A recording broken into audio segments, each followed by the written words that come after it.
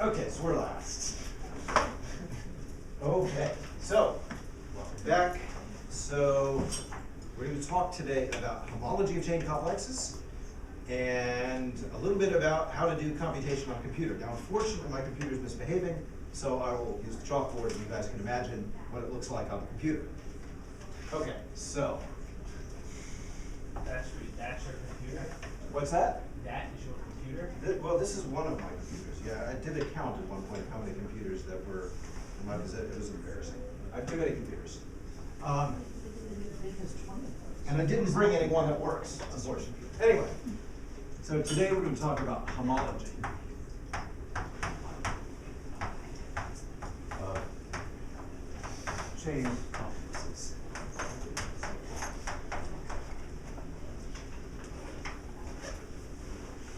And a little bit of linear algebra and Python.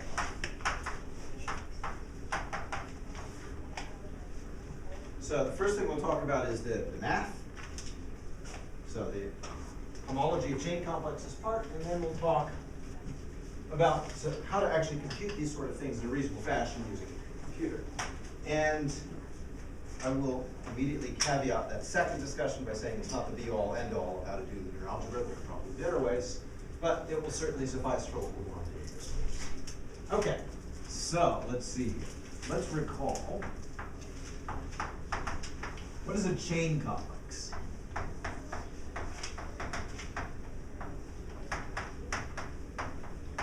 Well, it's a collection of vector spaces and linear maps between them, one to the next to the next. Put it another way, it is a quiver representation.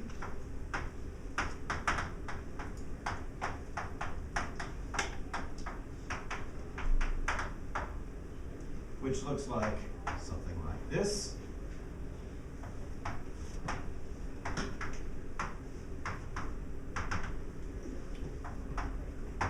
So you have a bunch of linear maps and a bunch of vector spaces. So each one of these arrows is a linear map. Each one of those V's is a vector space. They don't all have to be the same thing. And we should label them. And it's worth noting that there's two ways you can think about labeling these numerically. You can label them ascending, V1, V2, V3, or descending, V3, V2, V1, etc. And at first glance, this is kind of superficial, and indeed this point is a little bit superficial, but it changes a little bit how you end up doing the computations when you start worrying about the indices. Because remember, what we're going to do is we're going to interface the mathematics with the computer. In computing, it seems like 90% of the problems that one runs across on a day-to-day basis when writing code amounts to indexing errors.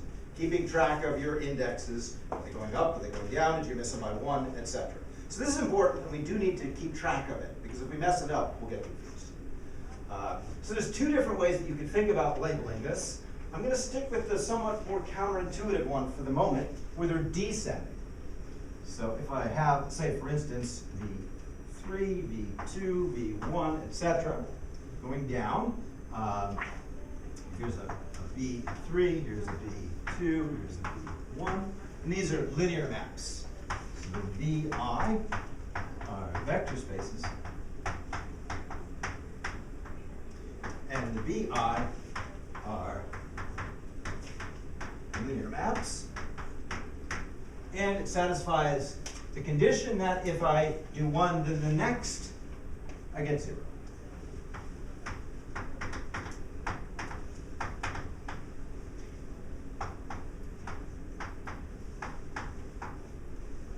Now, last time I was going up, the indices were going up. This time the indices are going down. Again, this really shouldn't bother you because what matters is the one to the next. So let's see here. Which one comes on the left and which one comes on the right? If I want to center my attention, say, at V2, and I want to compose these two maps, where's the B2 and the B1 go? They're clearly B2 and B1 are the ones in play. Which one goes where? Because B1 start B2.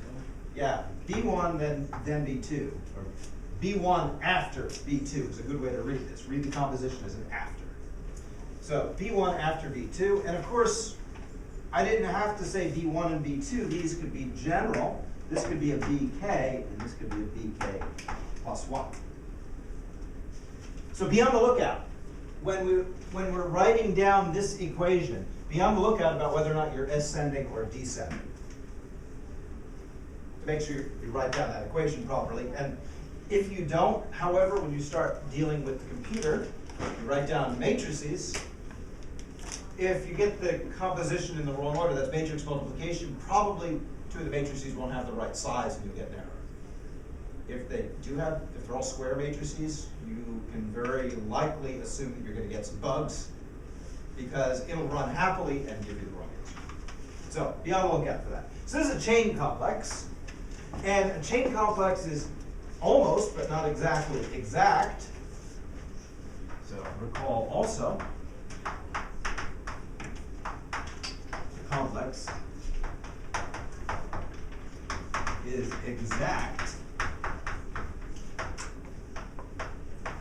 if, well, the kernel of this one, or rather the kernel of this one is equal to the image of this one. This equation says the kernel of this contains the image of that.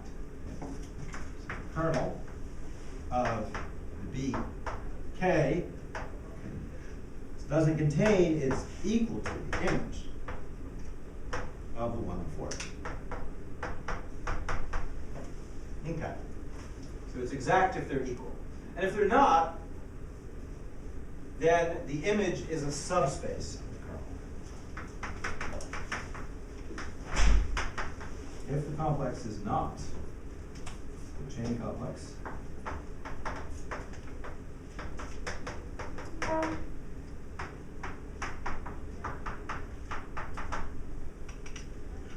that the image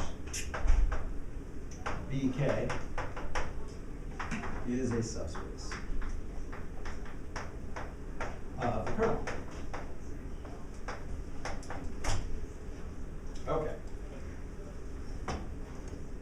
All right, that's good insofar as it goes. But the difference between an exact sequence and a chain complex is basically a matter of whether or not there are extra things in the kernels that don't show up in the images. Now, since the image is a subspace of the kernel, we can actually write down and characterize whatever is left over when we look at the kernel. And that whatever is left over comes about in the quotients that we defined in previous classes. So the quotients are good for finding out what's extra in a vector space. So, given this chain complex, written as such, has homology. And that homology tells you exactly what's left over. So let me give you a definition now.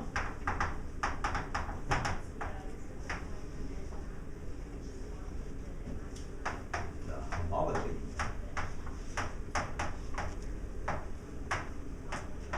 of the chain complex given here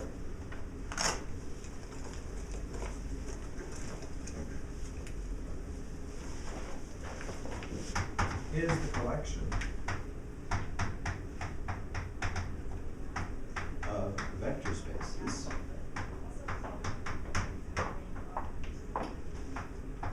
HK. It depends both on the V's and the B's. And what is it? Well, it's everything in the kernel that wasn't in the image. So it should be this quotient. Kernel, okay, modulo the image, quotient out the image, BK plus 1. So this kernel, it's got lots of stuff in it, contains at least the image, but the image might be quite a bit smaller. And so the homology tells you what's left over. And there's one homology vector space for each position in your chain complex.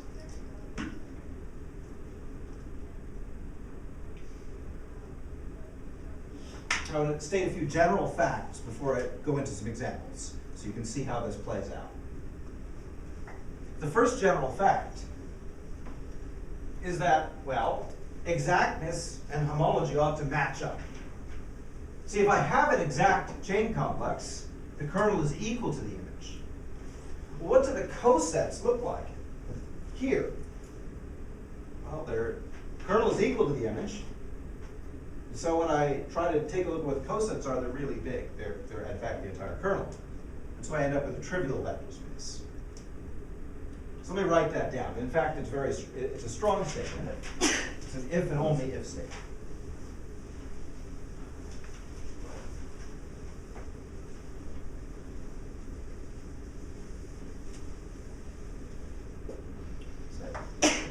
Proposition. A chain complex is exact if and only if HK is trivial for all. So homology is a good way to detect exactness. If you have an exact sequence, the homology is trivial, and likewise, if the homology is trivial, then you have an exact sequence. Yeah? So I guess this is a type question. So is the homology is it the union of all these vector spaces, or is it the set of these vector spaces? Is the set of these vector spaces. Okay. So you get one of the, and it's an indexed set, indexed by this K. You get one for each K. Yes? How is the coset defined? So Right. Yeah, how is it defined? That's a good question. Let's write that right here.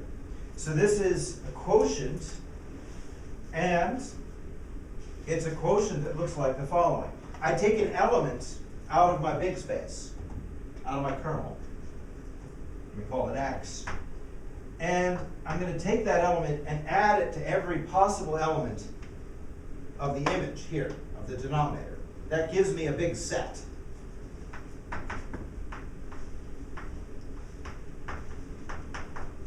So this is an element. This is a set. And together, that whole thing gives you a set. Should that be a direct sum? No.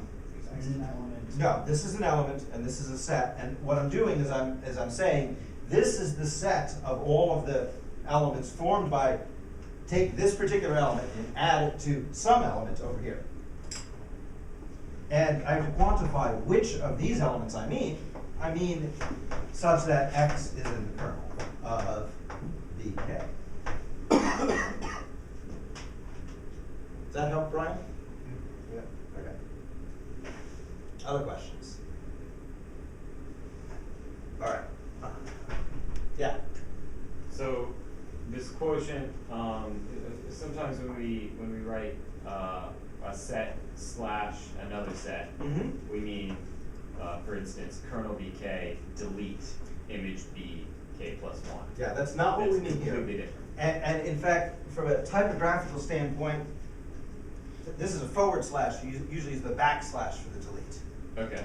So if that were the case, the slash would go this way. Okay. So typographically, this is different, and this is a completely distinct concept. Mm-hmm. Now, what happens if my kernel is equal to the image? That's the forward direction. Got an exact sequence, makes the kernel equal to the image. Well, what set do I get here? You just get the kernel because you're. Yeah, the kernel is equal to the image, so I just get that set, whatever it is, because I'm taking the whole kernel. This is the whole kernel, and this is a subspace, so it's closed under addition. So it stays the same set. So then, how many different distinct cosets do I have if the kernel is equal to the image?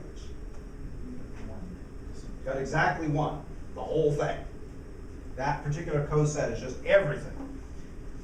So I have a vector space then with one element.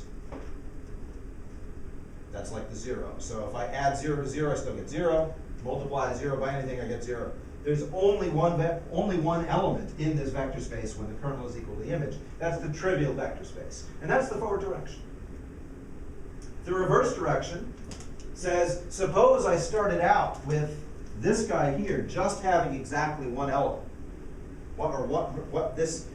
This set here, the set of cosets, there's exactly one coset. Maybe many elements in here, but there's only one set here. What would I have to assume about the relationship between the image and the kernel in that case? It's closed under addition, and I'm adding elements of the kernel, but they're never going outside. Well, that means exactly the same thing. The kernel is equal to the image, and that's the other direction. So now let me write that down.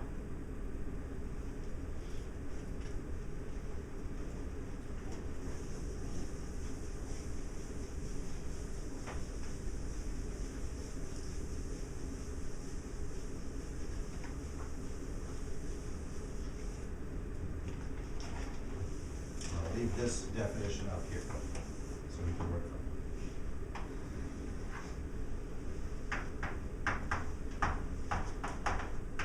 it. Okay, so let's prove this statement. So suppose we have an exact sequence. We want to prove that this is trivial for all k. So I need to let k be given. I have to let it be unrestricted.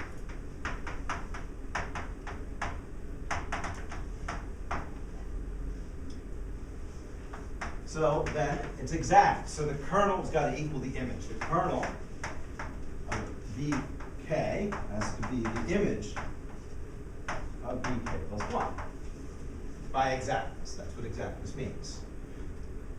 So what that means then is that, notice,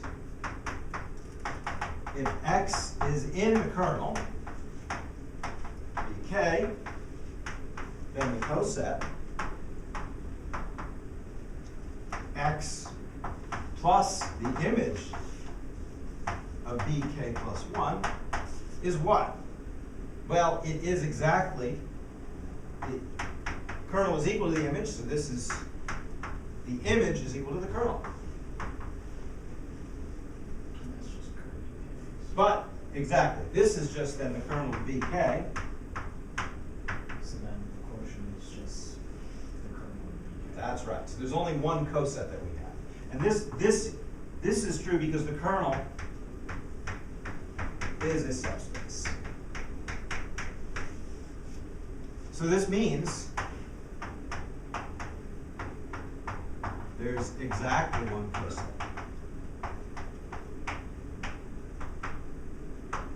Which means that hk has only one vector.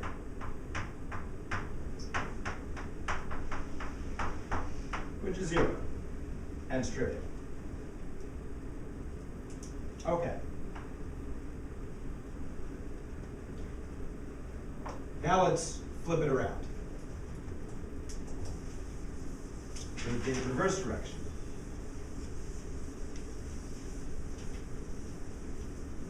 So suppose I have the contrary, or the converse rather. Suppose hk is trivial. So there is only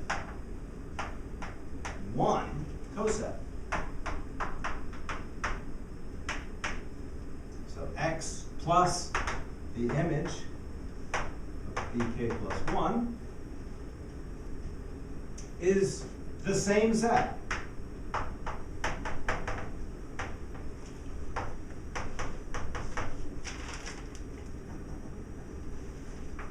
For any x, y in the kernel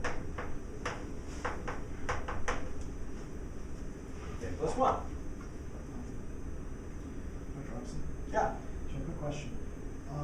If there's only exactly one why do we have that HK is just equal to the 0 vector? Ah, okay. So Isn't HK not a vector space? Oh, it is a vector space. It's just a really boring vector space.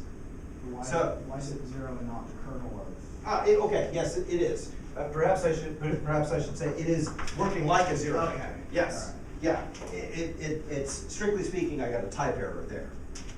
My computer science friends would get mad at me for this. Yes, this is the 0 vector in HK. It is actually equal as a set Right. to the entire kernel. Thank Does everyone get that distinction? So 0 denotes the kernel. Well, this particular case, 0 denotes the only element of this, which is itself a set. So this 0 is denoting that whole kernel set there. But that's the only thing that's in HK as far as sets are concerned. Okay.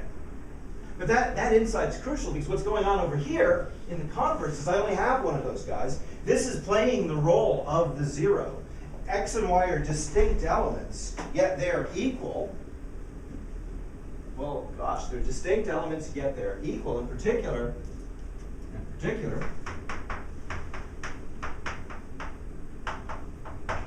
notice that X is plus the image bk plus 1 is equal to minus X plus the image bk plus 1. What does that tell you? Well, it says that whatever this thing is, it's equal to its own additive inverse. It's got to be 0. So it's playing the same role of 0, which means that, well, gosh, every one of these, the only way that I can have this happen, have this weird state of affairs happening. In fact, you can do some other weird state of affairs here where you can say, well, I can pick out 0 is in the kernel, right? So that says that X is equal to 0 in this context. So, even more surprising, X plus the image here is just equal to the image. What does that mean? Oh, well, again, because the image is a subspace, that means that X has to be in.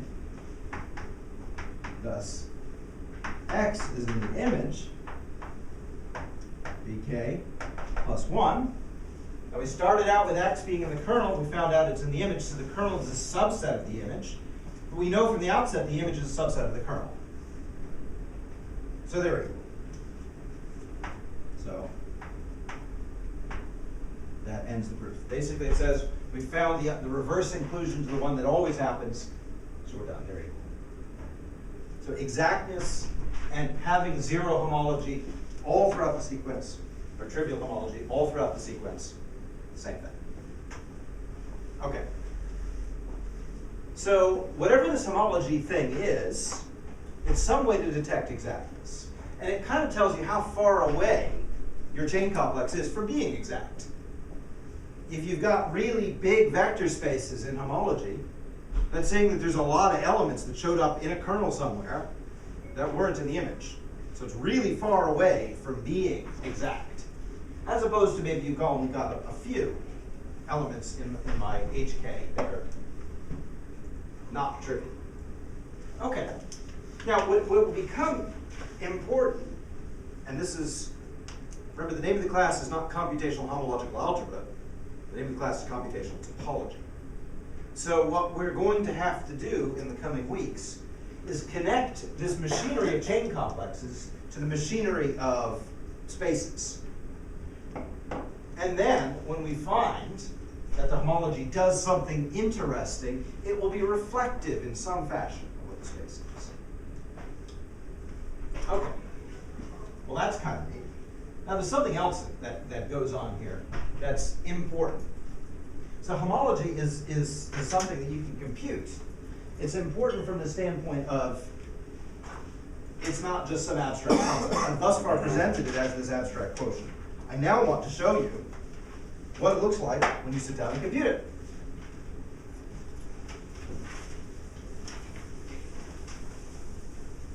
And in no small part, this amounts to doing linear algebra by hand.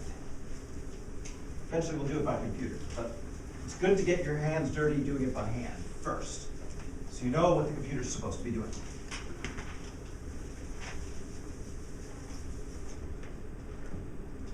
Okay, so here's a chain complex. Here's an example. I'm going to give you a chain complex, and we're going to compute its homology. It's a chain complex.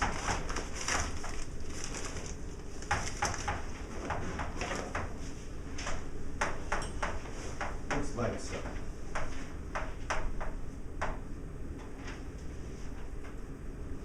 Okay. Here's a chain complex. It's got one-dimensional space mapping into a four-dimensional one, mapping into a four-dimensional one, mapping into a two-dimensional one. Of course, you could extend this guy to 0 and keep going if you like, and you can start this thing out with 0 as well if you like. That's okay too.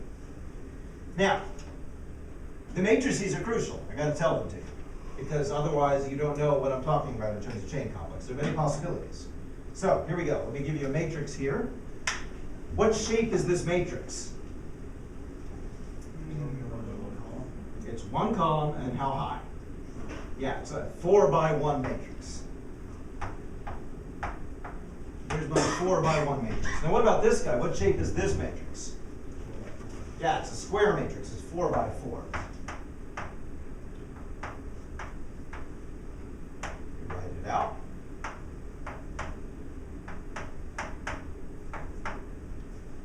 Zero. Okay, now what about this one? It's a 2 by 4.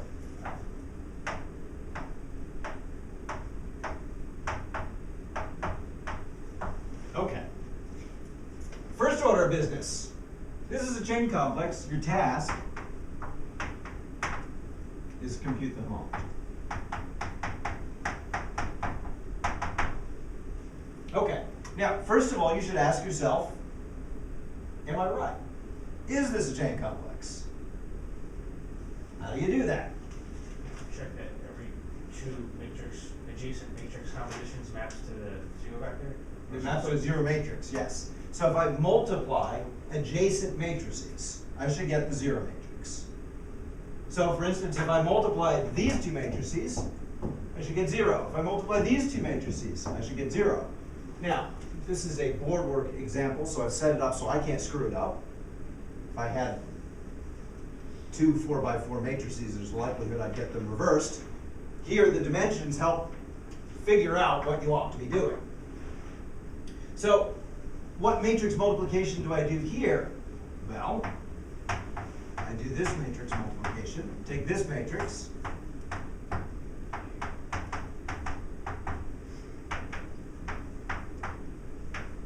multiply it like so. And intuition here is I'm going from here to here, and then from here to here. So I do this matrix first. If I were to put a vector here, a 1 by 1 vector, I would row into column, multiply that out. I get this kind of matrix.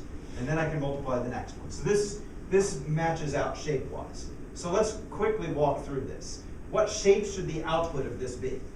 What 4 times 4 by 1? Yeah. 4 by 1, right? So this should be a column vector of length 4, 4 by 1. So let's see here. If I multiply this row into this column, what am I doing?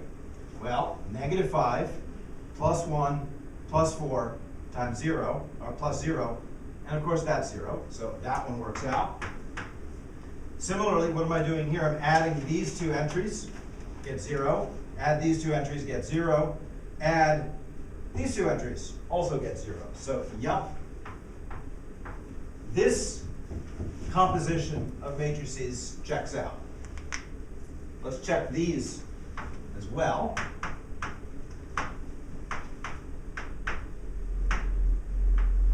And I'm already doing it wrong because I'm not leaving enough space. Hold on.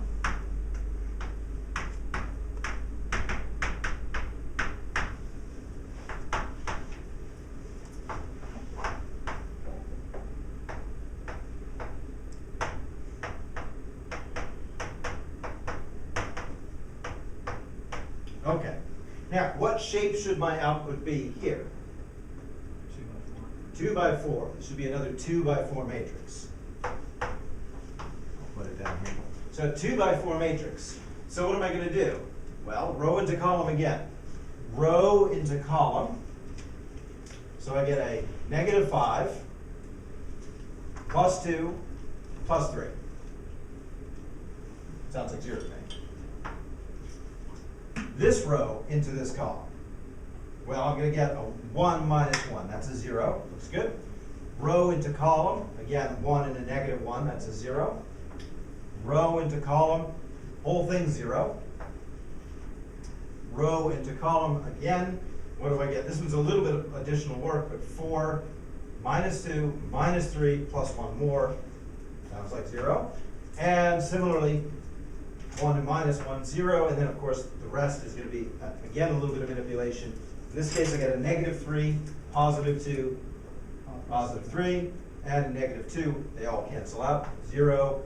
And again, the 1, -1, 0. All right, good. Box checked. So this is a chain complex. So we know this is a chain complex. So now, the question is, how does the kernel of various matrices here interact with the images of various matrices? Now, I must admit it's not at all obvious, just looking at these matrices. I mean, I know what the image of this matrix is. That's pretty easy. It's basically all scalar multiples of that thing, that's it.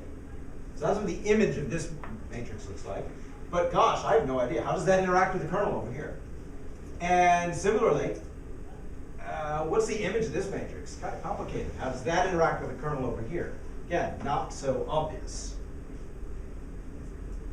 But then again, linear algebra was set up to solve just these problems. This is why we have row reduction. Row reduction allows you to figure out what kernels are, what images are, pretty easily by doing the appropriate sequence of arithmetic. Now, I have to admit, this is tedious by hand. The likelihood of messing up by hand is also pretty high. This is why computers were invented. Well, computers were invented to solve difference equations, but that's another topic for another discussion. Anyway, so let's see here. First of all, let's ask this question. Are there any elements of the kernel of this thing, do you think, that aren't in the image of this thing? Seems possible, doesn't it? Because how big is the image of this matrix? Dimension-wise, it's one-dimensional. How big is the kernel of this? Well, I don't actually know. But if it's any bigger than 1 dimension, then I surely have homology at this stage. So let's go figure out how big the kernel of this thing is by row reducing it. All right, so let's see here. There are various strategies you can choose. What would you like to do strategically to row reduce this? One thing using a array is eliminate row 3 because it's a linear combination of row 2. Yes, It's the exact same one. It's exactly the same thing. And then you can just basically ignore it. Yeah, Like so you could cancel out row 3, sure.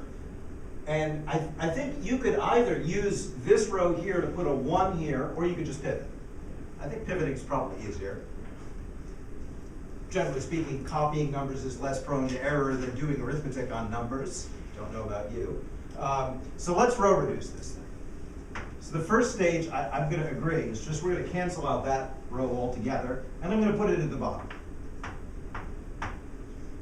leaving the last row to become the third row and the third row to become the last row. And I'm also going to pivot. So I'm going to put this guy at the top, and I'm going to leave this guy then. So here's what I've really done. I've done some permutations, and I've canceled out what was formerly row number 3. Now, the next thing I'm going to want to do is I'm going to want to put a 0 right here. I'm going to want to put a 0 in this first column, second row. Get rid of that 5. How should I do that? Yeah. By adding a scale of something from the first row. Yeah. What scale should I add? 5. 5. Yeah. Let's multiply the first row by 5 and add it to the second one, leaving the first row and everything else alone. So leaving everything else alone.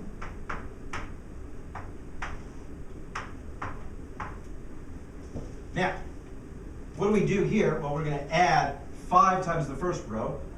Let's just hope that I can do the arithmetic right, so that's 0. I mean, 5 times 0, still 0, adding 1. Sounds good to me.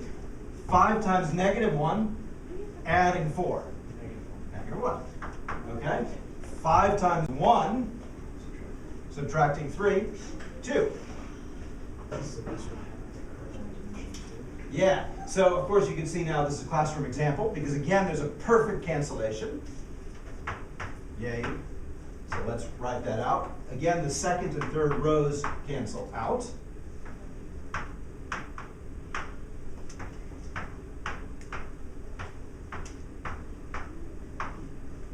So yes, this indeed has a kernel of dimension 2. Now, The dimension is the number of linearly independent vectors. yeah, so the kernel there are 2 linearly independent vectors that map to 0 through this matrix. Now, one thing that, for whatever reason, everyone seems to be able to remember how to row reduce. It's a process that once it's in your head, you're good to go. Or at least you can fake it. In fact, I distinctly remember being taught to fake it before I was taught how to do it properly. Fair enough, works. You get by. However, what I find people not remembering how to do quite as easily is computing kernels. Because once you've row reduced it, there's just a little bit of inspection that can help you find the kernel. And the picture for that is to take your row reduced matrix and to kind of do like a water filling argument. Imagine filling this thing up with water, where you fill up each column of zeros until you hit something, and then you stop. Fill up each column up and hit something. So you fill out this sort of line here, so this region. And then what you do is you mark off every time you drop down by 1. What's left, these 2 guys here, are controlling, in some sense, your kernel. Your kernel is built up of things happening on these guys, and whatever happens on these guys determines the values in the columns that I've marked with the arrows. This is called the method of free columns.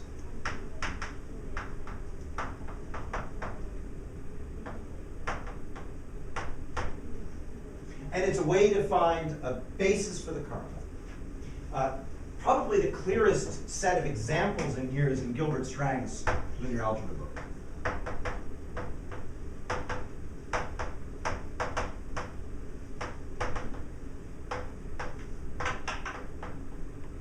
Gilbert Strang's linear algebra book walks you through this process, but I'll also walk you through it as well. So the point is, wherever you drop down by 1, mark that column. Wherever you haven't, now you get to fill in with stuff. And you want to build a basis that's going to span everything that you haven't marked with an arrow. And then once you form that basis that spans everything that you haven't marked with an arrow, it'll determine all of the other values. So let's see how that works. So let's say I'd like to find an element of my kernel. Well, first thing to do is to put into that matrix, say, I want to span this guy. So I have 2 possibilities. I can have a 1, 0 here, and then something filled in here, something filled in here. Or I could have a 0, 1. Again, something filled in here, something filled in here. These are going to be elements. In fact, these are going to be basis elements of the kernel. Now, I could have picked other bases as well. I could have picked, instead of 1, 0, 0, 1, I could have picked 1, 0, 1, 1. Those are still linearly independent, would have been fine. But once I've chosen something to go in for these, you want as many of them linearly independent as you've got these unmarked columns. Then you can go and determine what needs to go in these slots just by reading off. So let's see, I want it to end up in the kernel. So if I'm taking this vector and multiplying it by this matrix, I want it to come out to be 0. What do I have to put in here? Well, I'm going to go row into column.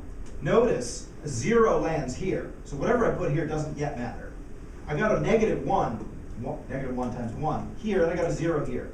So I've got negative 1 in here, and I've got 1 times something here. 1A, 1, 0. Yeah, so I got to put a 1 here. Now, that's from the first row. Notice the last 2 rows don't matter. So all I need to do to determine this guy is check the second row. So what goes here? Row into column, and again notice this 2 gets knocked out by the 0, this 1 is a negative 1, and this 0 knocks out whatever I put here. So I'm left then with just putting in a 1. That's determined. Similarly, I can do the same kind of argument over here. Notice here I've got, if I go into the first row, I've got the 1, this 0 knocked that one out, this 0 knocked out this one, so I'm left with having to cancel out this 1 with a negative 1. So I'll put a negative 1. Now what do I put here? Well, this first row doesn't determine that for me, but the second row does. 2 times 1, there's a 0 here, there's a 0 on the first one, so I better cancel out that positive 2 with the negative 2. So the kernel of this matrix here is spanned by these 2 vectors. Only those two? Well, or any other linear combination of them. This is a basis, and I have many possible choices of basis. Did you say you could choose 1, 1 at the bottom? Sure. I get different coordinates up here. Absolutely. All right. And I can put a 1, 1 down here, or I can swap either one of these out for 1, 1. I can put a 1, 1 and a negative 1, 1, or any other such basis that I like. I get to choose the basis that spans the unmarked columns. So if you have 2 free columns, you need 2 Yeah, vectors. that's right. That's exactly the point. Okay, so once I've done this, now all of this was to find the kernel of which matrix? This matrix. That tells me the kernel of this matrix. Now, of course, what I want to know, if I want to know the homology, is I want to quotient that kernel by the image. Well, now you can see something very nice. That this particular element, the image, has gotten mapped to what looks like, oh gosh, one of the elements of my kernel. Now we know, since this is a chain complex, everything in the image had to be spanned by elements over here. Now we happen to be not lucky that one of those elements in my image lands exactly on the kernel. It doesn't have to happen that way, for sure, but does in this particular case. So this guy here, this is in the kernel, in the image, and in the kernel. This is in the kernel, but not the image. So this thing is actually in the quotient. This is in the quotient of the kernel, quotient out the image. This is what I've got left. So my homology just has this guy in it. So then,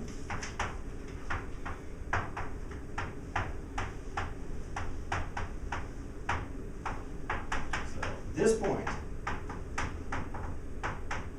in the complex is, well, it's kernel modulo image, so whatever's in the kernel, not in the image, is spanned by, well, remember it's coset. What coset is it? It's this guy plus, and then plus the image of the previous thing. Well, now we know what the image is, right? It's all linear multiples of this thing. I'm going to write it out like this. Plus A times 1, 1, 1, 0. So the kernel, the homology is spanned by this particular coset, where this A is just some real number. Notice these guys are not linearly dependent, so this doesn't really collapse down any further. The homology, in any event, is one-dimensional. So that immediately states for you, this chain complex is not exact. And its homology at this stage is one-dimensional. Okay, so that whole discussion of figuring out what the homology was took a bit of effort. because in particular you had to do a row reduction, you had to examine the kernel. Now, if you sit and look at some of these other matrices, you'll get different kernels. Now, I want to briefly talk about the next one. Now, fortunately, I've already row reduced this matrix. You can see this matrix is already row reduced because I've got my 1, 0, and then that's it. I could cancel out that 2 to make things a little cleaner. It's not at all necessary to do so. So examining the next homology vector space is not so bad.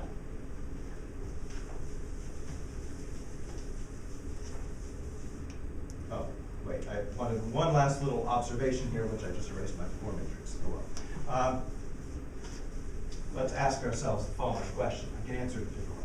So this matrix here, in the middle, the 4 by 4 matrix, what's the dimension of its kernel? 2. So the dimension of the kernel of this matrix is 2. Well, by the dimension theorem, the dimension of its image, it's 4 minus 2. Because it's a 4 by 4 matrix. So 4 minus 2 is in fact 2. So this matrix, whatever it has as an image, it's got a 2-dimensional image. So a 2-dimensional kernel, 2-dimensional image. Okay. Now let's look at this particular matrix. I said it's already in row reduced form. So we can ask, what does its kernel look like?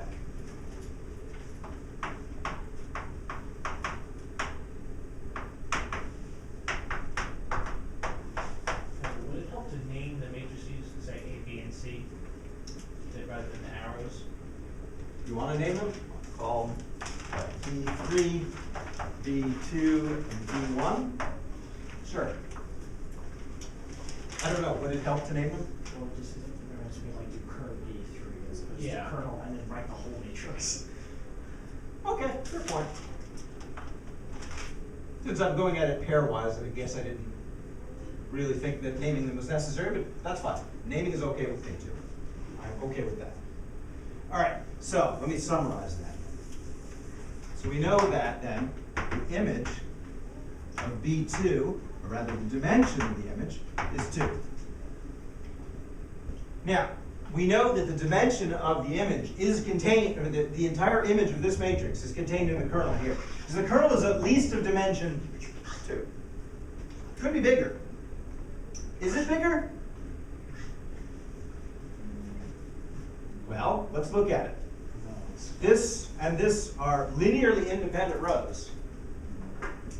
And in fact, this first column is linearly independent from the second column. So the dimension, so by linear independence, we know that the dimension of the image of B1 is greater than or equal to 2.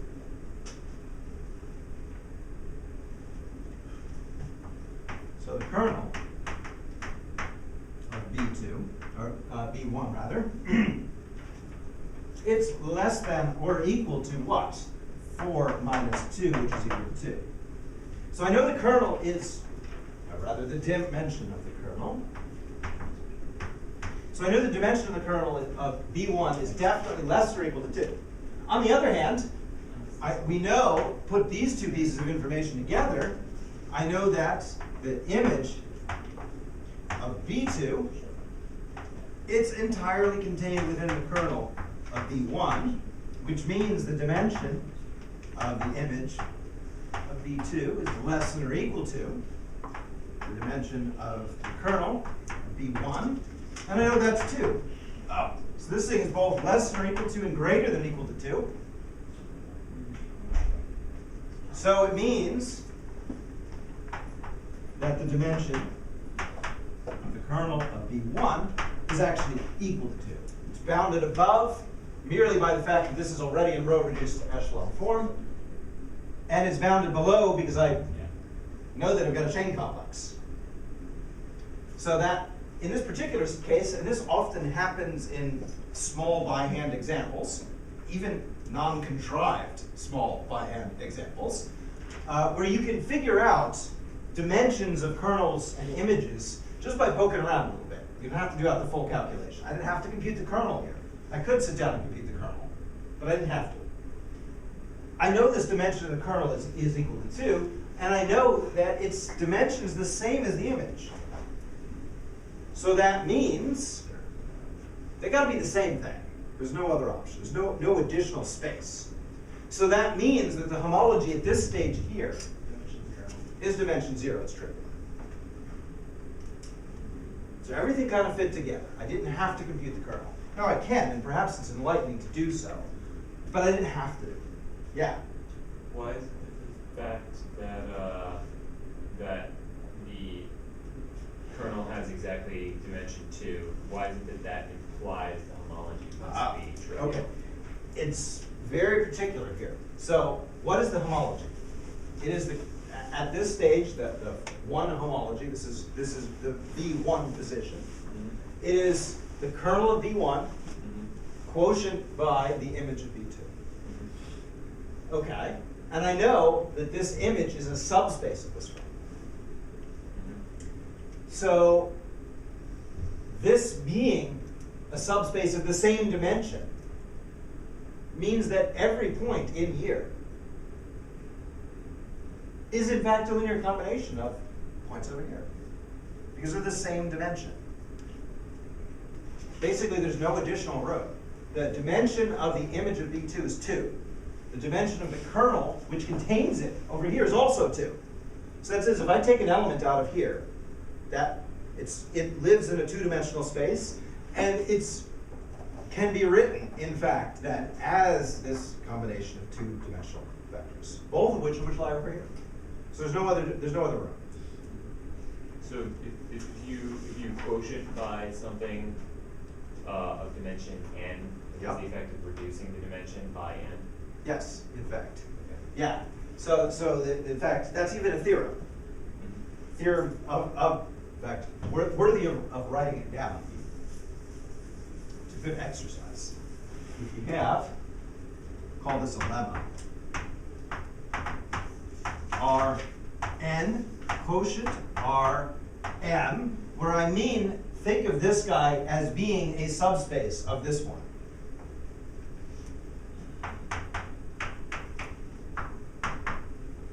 It has the effect of reducing the dimension. So this is, I'm being a little fast and loose with the notation. Because Rn is not something that, I mean, these are vectors of length n. They don't contain any vectors other than length n.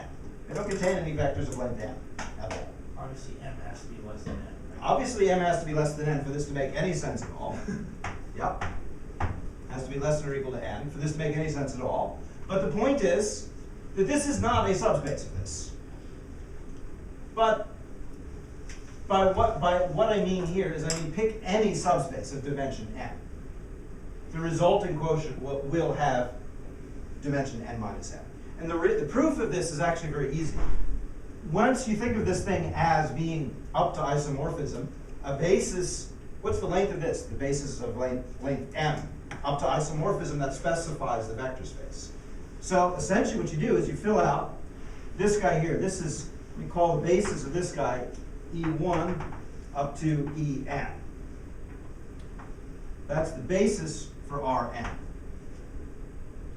Well, essentially what you do is you say, well, let me find a basis. Find a basis in which up to m, each one of these guys here, E1 up to En, is in here. And then there's a bunch left over. Call them F1, F2, up to Fn minus n. Assuming I'm doing my indexing right, which I probably am not. No, I'm all right. Okay. So these guys, these are in Rn. This whole thing is a basis for Rn. So if I quotient it, it's not deleting the elements of the vector space, but it is deleting basis elements. Basis elements. Throw these guys away, and I'm left with a space of dimension n minus n. And that's what the quotient does.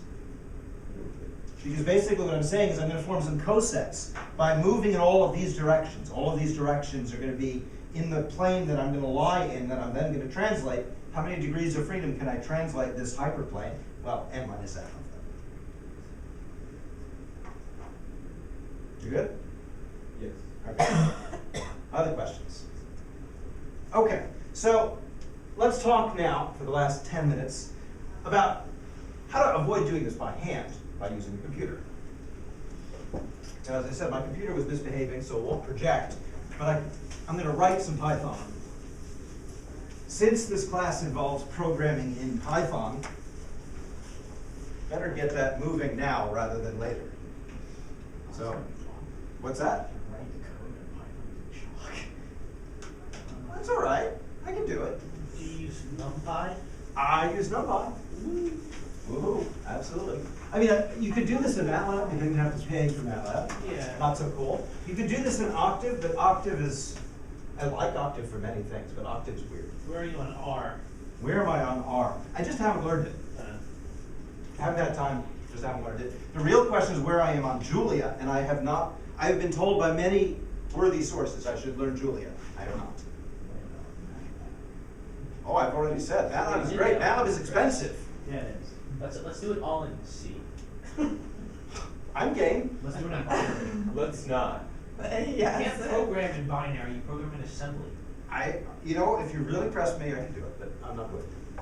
Let's I did at one point write an operating system in assembly. Yeah, it's doable.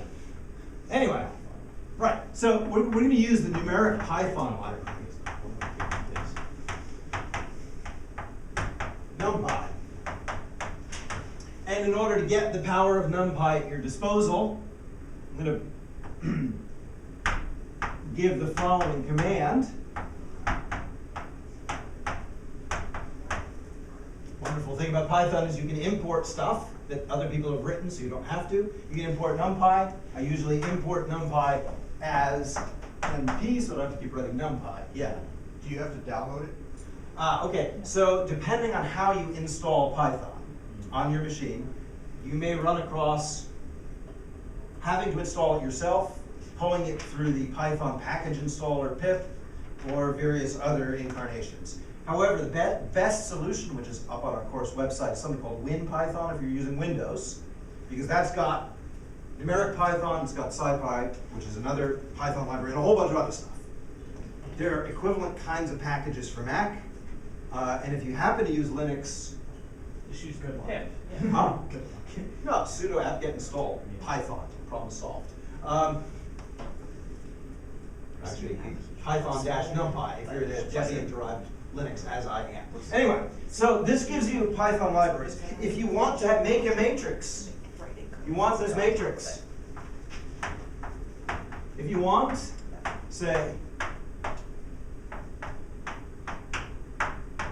if you want this matrix, you can instantiate it as a Python object. Here's how you ask for it. You say np to reference numpy, dot, and then pulling out of that module. The most obvious thing would be the matrix type, although it's usually easier to work with an array. So you say np.array, that's going to bring it into existence, and I'll store it in a variable a, open parenthesis, and then a list of lists containing all the values.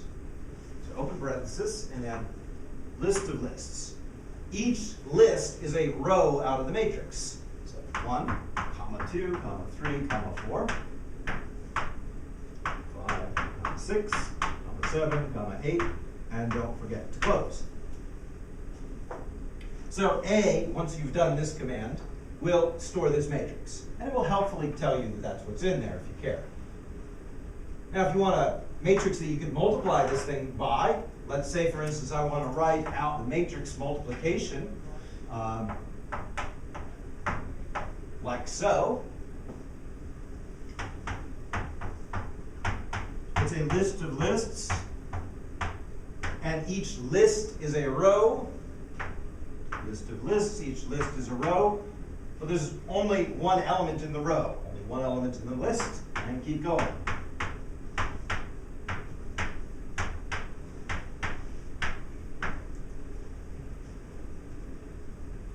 So that will will give you your second matrix. Now, matrix multiplication. Well, not so hard. In fact, the right way to do this is something called dot. It's like the dot product.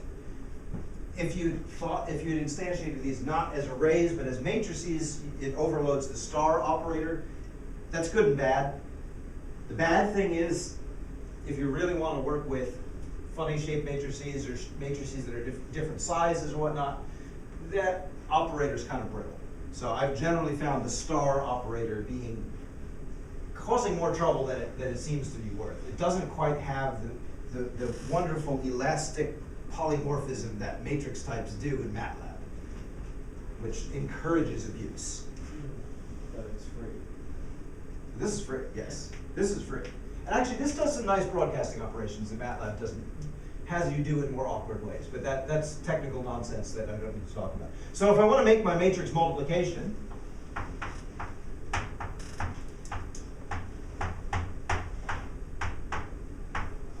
just NP dot, and then that's supposed to be a comma B.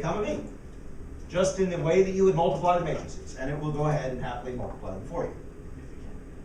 Well, and if you got the wrong shape, it will throw an exception. Yeah, this being Python as opposed to MATLAB, if it goes bad, you can catch and track that exception and mess with it appropriately.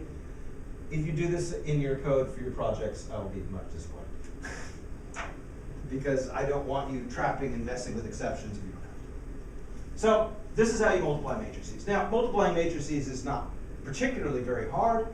I mean, it might be inane, but it's not hard. Really what you want to do is you want to do things like row reduction, finding kernels, and other such things. So, how do you find the kernel of this matrix?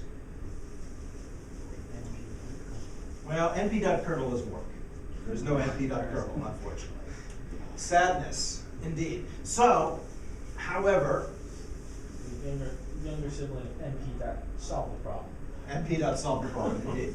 Well, so good first step in the right direction is np.rref. So, if you want to row reduce something, np.rref your matrix. That will happily row reduce your matrix. Now, as far as kernels go, though, we do want kernels very badly. You want kernels, so how do you get them? Well, here's the good news.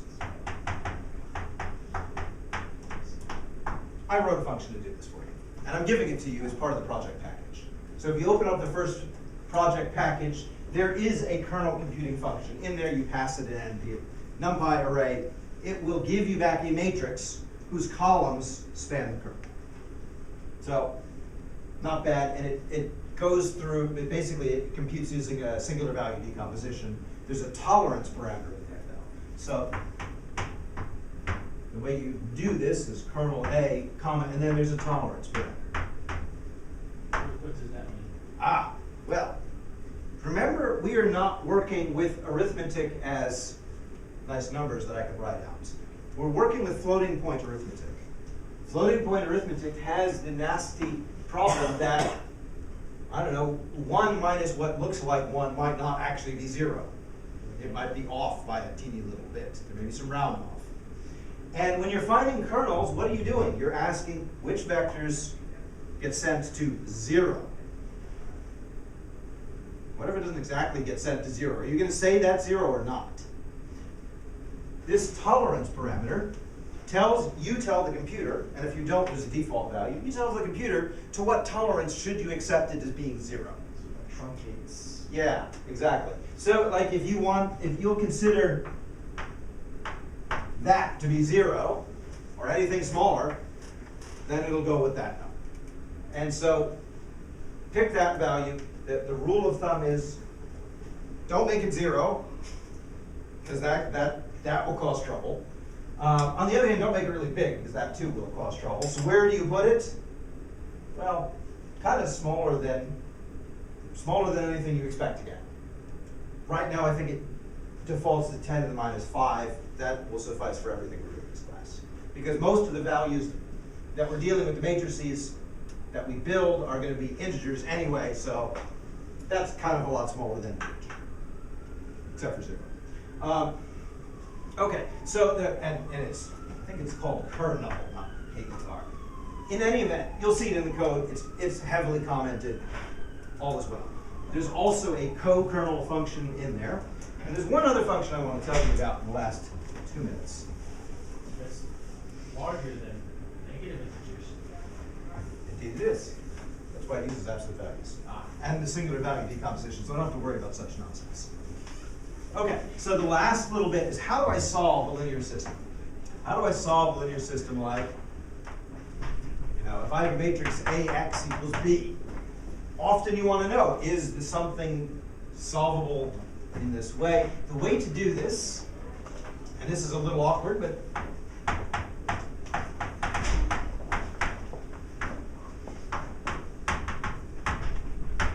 I don't know why they picked this name, LSTSQ. Well, it's for least squares solution.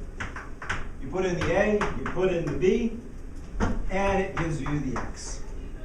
And it'll try really hard. It will give you least squares solution, which means it might not be exactly equal, so beware.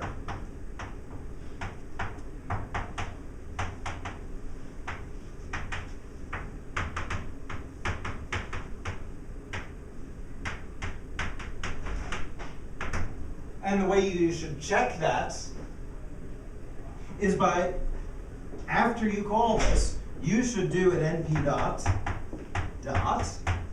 a comma x subtract b and ask how big is this. So check this, check the size.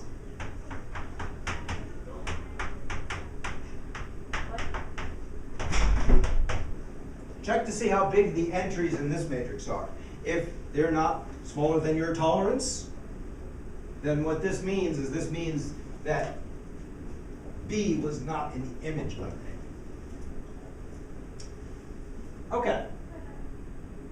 Worth noting, one little plus for MATLAB. This whole mouthful is just one character. It's backslash character.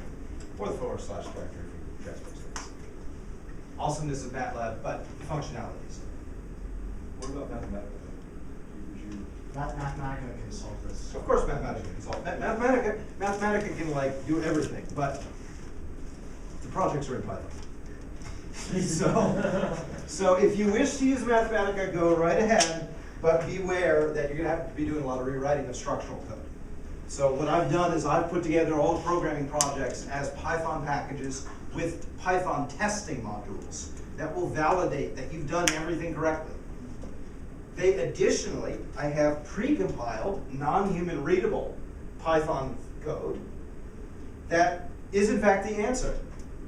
So what it does is when you download the package and you say, go ahead, run, the part of the file that you will be writing into calls my pre-compiled obfuscated solution, checks it out, says, yeah, all the tests passed. The benefit of this is that if you want to work on problem 3 before you work on problem 1, you can just rip out my code for problem 3, start writing into that, and you'll rely on my working solutions to problem 1. So it decouples all of those problems. It makes it a lot easier for you. It should also let us check our answers. And it does, of course, let you check your answers. Exactly, because it's using the Python unit test module. And with that, see you guys later. On Monday. On Monday. Yeah, hopefully. Hopefully maybe perhaps. No, it really should happen. What? It really should happen.